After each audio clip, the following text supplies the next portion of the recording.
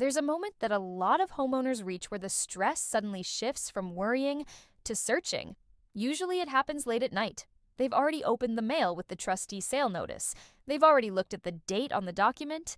Maybe they've even searched the address online to see if anyone else knows the property is in foreclosure yet. And then a new question pops up. Can bankruptcy stop this?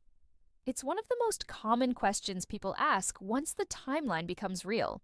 And honestly, it's understandable.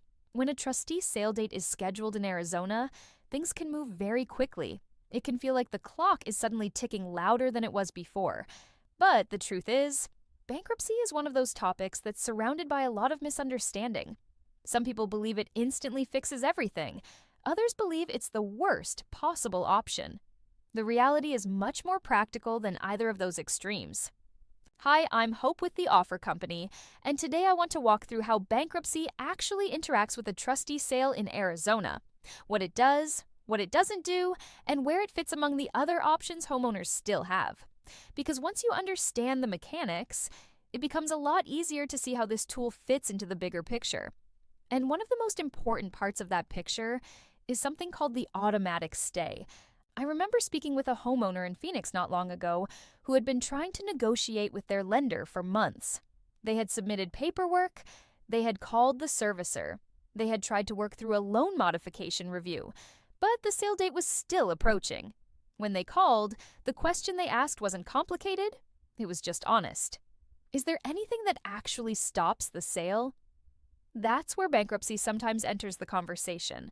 And the reason it does is because of something built directly into federal law. If you file bankruptcy before a trustee sale happens, something called the automatic stay goes into effect immediately. That means the sale is legally required to stop, not postponed by choice, not delayed as a courtesy. It stops because federal law says it must.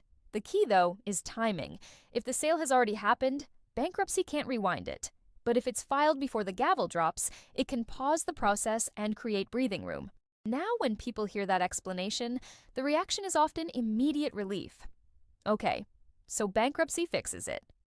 But this is where it helps to slow down and understand what the pause actually means, because the pause is real.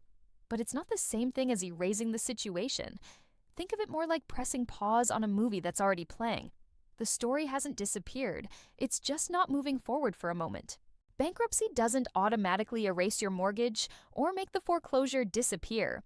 What it does is press pause. The lender still exists, the loan still exists, the missed payments still exist, but the timeline changes. That pause can create structure and leverage, especially in Arizona where trustee sales move quickly. It's not a magic reset. It's a legal framework that buys time so decisions can be made more intentionally. Another area where people often feel confused is the type of bankruptcy involved. You'll hear people say things like, just file bankruptcy. But there isn't only one kind.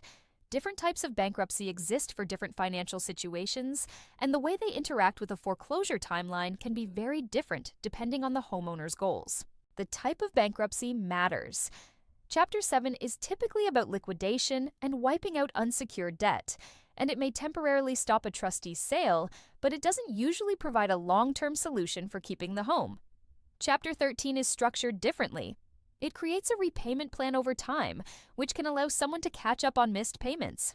The strategy depends entirely on income, goals, and whether keeping the home is realistic.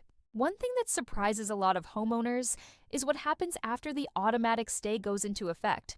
Because when people first hear that bankruptcy stops the foreclosure process, it can sound like everything just shuts down completely. Like the lender no longer has any ability to move forward, but the bankruptcy court still oversees the situation, and lenders are allowed to request certain actions depending on what's happening with the loan. That part of the process is where a lot of confusion shows up. Many homeowners assume once they file bankruptcy, the lender is stuck indefinitely. That's not how it works. Lenders can file a motion to lift the automatic stay, especially if payments aren't being made or there's no realistic plan. So while bankruptcy can stop a trustee sale, it doesn't freeze the situation forever. It creates a legal pause, but that pause has to be used strategically. And then there's the emotional side of the decision. For many homeowners, bankruptcy carries a lot of weight. It can feel intimidating. It can feel embarrassing. It can feel like a last resort. But from a practical perspective, it's really just a legal tool inside the financial system. Sometimes it's the right move, sometimes it's not necessary at all. Bankruptcy is a serious financial decision. It affects credit. It stays on a report for years. And while it may provide relief in the short term, it changes how lenders view future borrowing. That doesn't mean it's wrong. For some homeowners, it's absolutely the right move. But it shouldn't be made in panic. It should be made with a clear understanding of the long-term impact. One of the things we talk about a lot at the offer company is that bankruptcy is only one piece of the overall decision tree. Because depending on the numbers, the homeowner's income, and the equity in the property, there can be several different directions someone might take before a trustee sale happens. Sometimes people want to keep the home, sometimes they're ready to move on, but want to do it in a way that protects them financially. That's where understanding the difference between selling and short sales becomes important. In some situations, filing bankruptcy isn't the only way to stop a trustee sale. If there's equity in the home, selling before the auction may allow the homeowner to capture that value and pay off the loan. A short sale is different. A short sale usually happens when there isn't enough equity to cover the mortgage balance. In that case, the lender may agree to accept less than what's owed to avoid a foreclosure. Bankruptcy creates time, but selling or negotiating with the lender can sometimes create a cleaner outcome. At this stage, the most helpful thing a homeowner can do is slow the situation down mentally.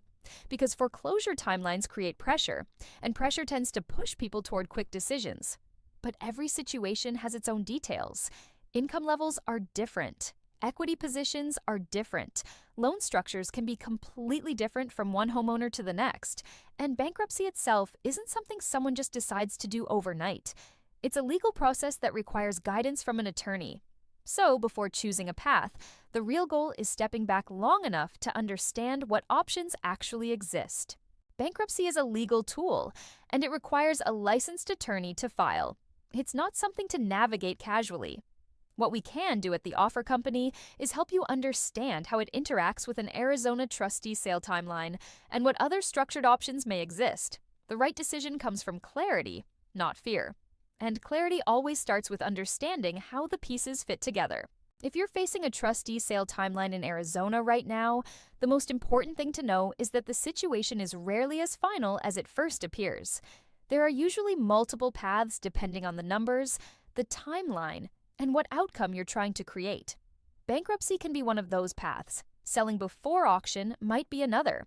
A short sale could also make sense if the property is upside down. The right direction always depends on the specifics. If you'd like help understanding what your timeline looks like and what options may exist in your situation, you can always reach out to the offer company and talk with us. There's no cost and no obligation to have that conversation. And if you found this episode helpful, make sure to subscribe to the Hope Podcast and enable notifications so you'll see future episodes as they're released. We cover foreclosure timelines, short sales, trustee sales, and the real decisions homeowners face here in Arizona. Until next time, remember this: clarity replaces panic. And when you understand the situation clearly, the path forward becomes much easier to see.